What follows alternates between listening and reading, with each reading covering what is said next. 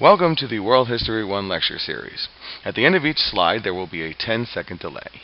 Use this time to pause the presentation and complete your notes. When you are done, push play and you will move forward. This lecture will begin in 5 seconds.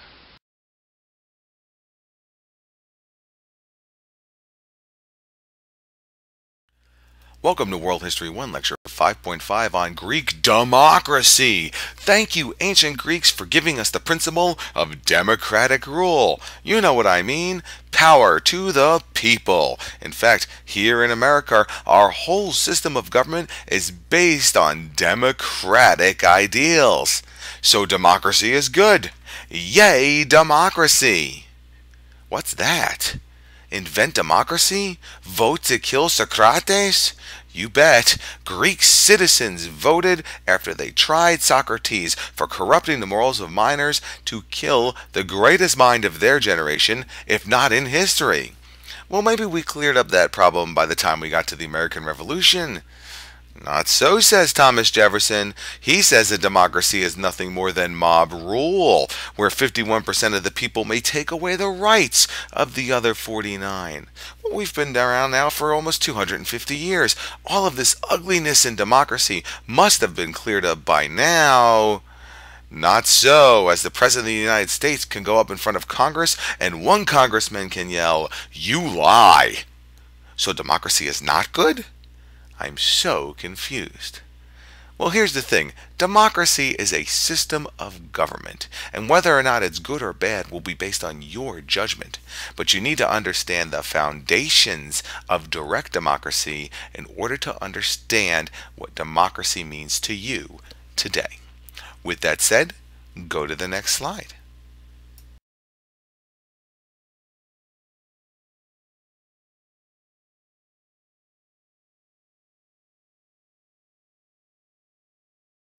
Greek geography will favor one place more than any other, and that is the city-state of Athens. Athens is the primary city-state in Greece after 750 BCE. There's Athens, and there's every place else. Athens is rich with agriculture, trade, manufacturing, and finance. And when you're rich with these things, the people who live there become rich and powerful as well. And there are men in Athens who believe in the concept of rational thought.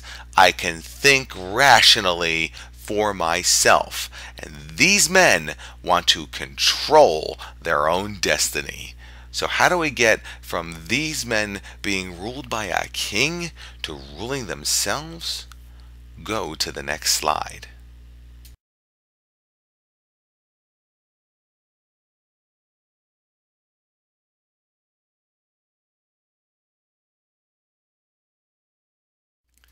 Athenian Greeks may have invented the concept of democracy, but that didn't happen overnight. Instead, there are 4 distinct stages within a democratic evolution.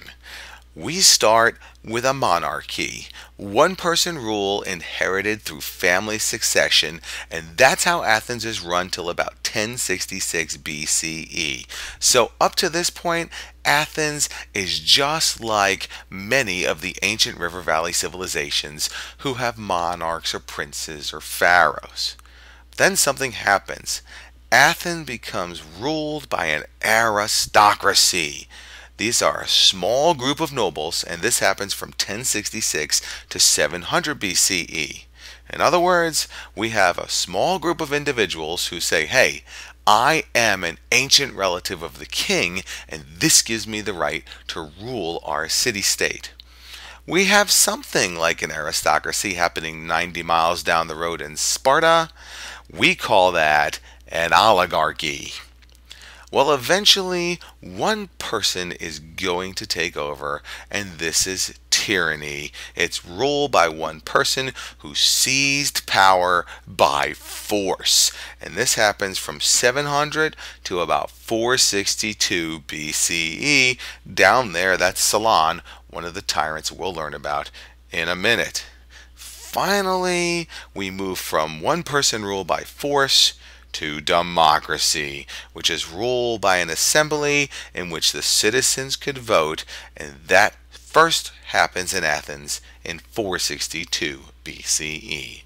The four distinct stages within a democratic evolution. Go to the next slide.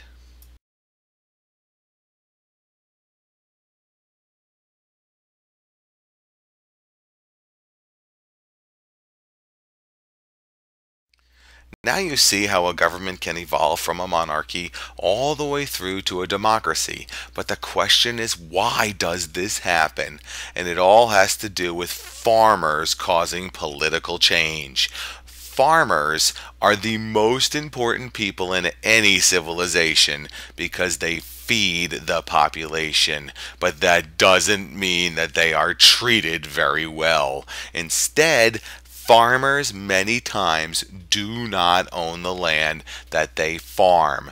This is a trend you will see throughout World History 1 into World History 2 and beyond. And this causes a lot of problems.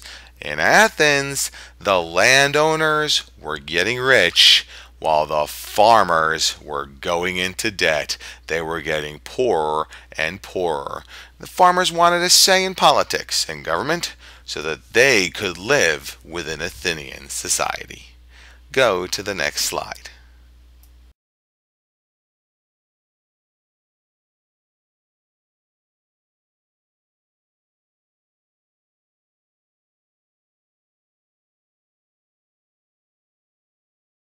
The farmers make their move towards joining Athenian society during the time of tyranny, so it will be tyranny that will lead into democracy. And two tyrants will work for reforms that directly lead to Athenian direct democracy. The first one you already know, his name is Draco. No, not that Draco. Draco, who created the first written laws in Athens with severe punishments around 622 BCE. We call these draconian laws or draconian punishments. Draco will be followed by Solon. Solon replaced draconian laws and improved the legal system, but he did something even more important. He expanded participation in the assembly around 594 BCE. In other words, he asked more Athenians to become part of the government and make decisions, and it's Solon who paves the way for Athenian direct democracy. Go to the next slide.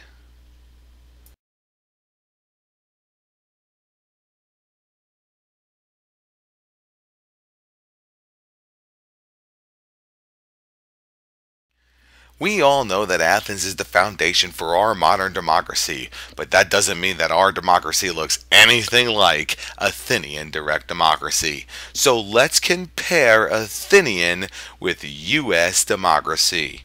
The similarities are really important. There are three branches of government in both types of democracies. The legislature passes the laws, the executive carries out the laws, and there are judicial trials with paid jurors. We have citizen power, but that's where the similarities end.